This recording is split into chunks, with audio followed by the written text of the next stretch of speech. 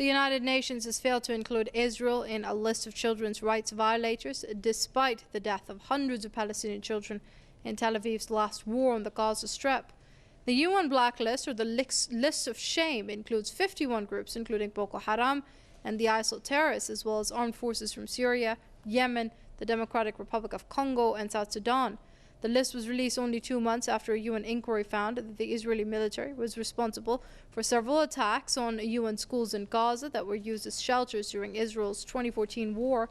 UN Chief Ban Ki-moon has also recently cited a dramatic increase in child fatalities in Gaza and the occupied Palestinian territories. According to the UN estimate, more than 550 Palestinian children were killed by Israeli attacks last year alone. Meanwhile, rights groups have already called on the UN chief to add Israel to the list of violating the rights of Palestinian children. Joining us now via Skype from Pucallpa is Max Igan. He's a radio host and political commentator. Many thanks for joining us here on PressTV, Mr. Igan. Now, I understand that you have been to the Gaza Strip and seen firsthand what the situation there is like and what Israel's devastating siege and war have done for the people, particularly the children. Are you appalled by the fact that the UN has failed to yet again put the Israeli forces in its list, in its shame list, as we call it? Look, it doesn't even describe the emotions that I feel. I mean,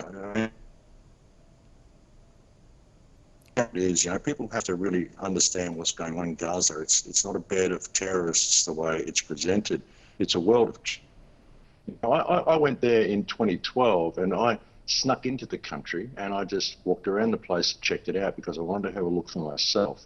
I didn't tell us I was coming. I didn't tell anyone I was coming. I was completely unrestrained in what I did. I wasn't given any guided tour. I just walked around the country with a video camera, and what I met were worlds and worlds of children and desperate parents, desperate families who desperately want the world to know that we are not terrorists. We just want to live like normal people. And people have to understand this is an area 4.5 miles wide, 25 miles long, and is surrounded by a wall on 3 sides and a military blockade on the other, and it's constantly poked and prodded by Israel. While I was there, they lobbed a bomb, a rocket into northern Gaza. They were shooting fishermen off the shore one morning when I woke up. They constantly poke and prod at these people, and if they ever respond, then they launch a war against them. And people have to get this concept of war out of their minds. It's not a war. It takes 2 armies to have a war. What you have in Gaza is a population of desperate civilians, over 900,000 of them children, who don't have any military, they don't have any means of fighting back, who are constantly prodded. They've been kept in a prison since 2007, denied all access to the outside world. And when Israel is just taunting them, if anybody responds at all, they cry victim and they go in and they carry out an ethnic cleansing that has been ongoing for over 70 years. This is the greatest humanitarian catastrophe, the greatest humanitarian and moral dilemma we face on this planet. And the fact that Israel is not being held accountable for this is absolutely disgraceful. Appalled just does not describe my actions at all. It defies analysis, it really does.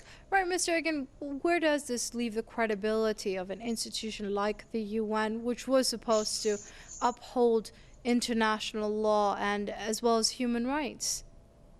The UN has no credibility. It's shown that time and time again, most especially in recent years, and most especially in its stance in Palestine and what it's been doing in Yemen even. I mean, why hasn't it stepped in Yemen? Everywhere, all around the planet.